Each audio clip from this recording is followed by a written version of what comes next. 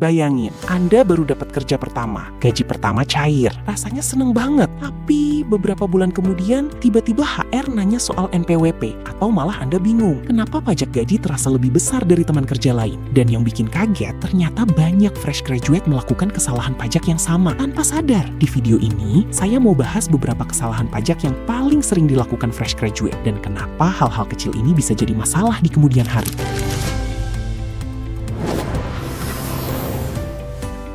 Kesalahan pertama, tidak punya NPWP saat mulai kerja.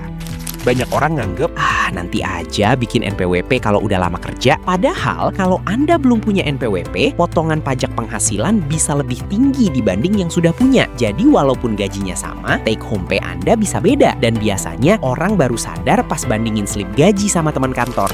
Kesalahan kedua, punya NPWP tapi lupa kewajiban lapor SPT tahunan. Ini yang sering banget kejadian. Banyak fresh graduate pikir, kan pajaknya udah dipotong kantor, berarti selesai. Padahal belum tentu. Kalau Anda udah punya NPWP, biasanya tetap ada kewajiban melaporkan SPT tahunan. Dan lucunya, banyak orang baru tahu soal ini pas udah telat.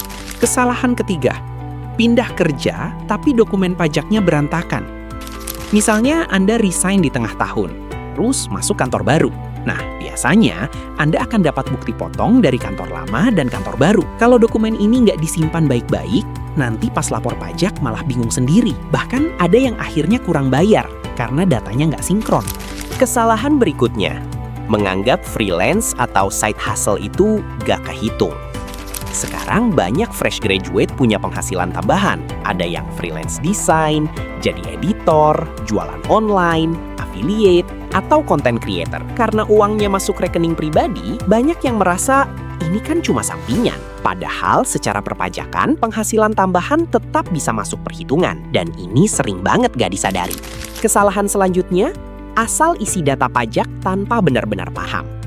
Karena takut ribet, akhirnya banyak orang cuma ikut tutorial cepat tanpa ngerti isi datanya. Padahal data seperti status menikah, tanggungan, atau penghasilan tambahan itu bisa mempengaruhi perhitungan pajak. Jadi jangan cuma asal klik next. Dan sebenarnya yang bikin banyak fresh graduate takut soal pajak bukan karena pajaknya sendiri, tapi karena istilahnya terdengar rumit. Padahal kalau dipelajari pelan-pelan, dasarnya justru penting banget buat kehidupan kerja Anda ke depan.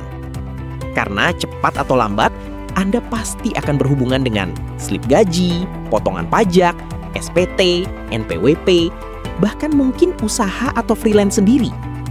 Jadi, kalau Anda baru mulai kerja, coba mulai biasakan. Simpan dokumen pajak, cek slip gaji, dan pahami dasar-dasarnya sedikit demi sedikit. Karena banyak masalah pajak sebenarnya bukan muncul karena niat menghindar, tapi karena dari awal nggak pernah benar-benar diajarin. Kalau video ini membantu, save dulu biar nggak lupa. Dan share ke teman fresh graduate Anda yang mungkin masih bingung soal pajak.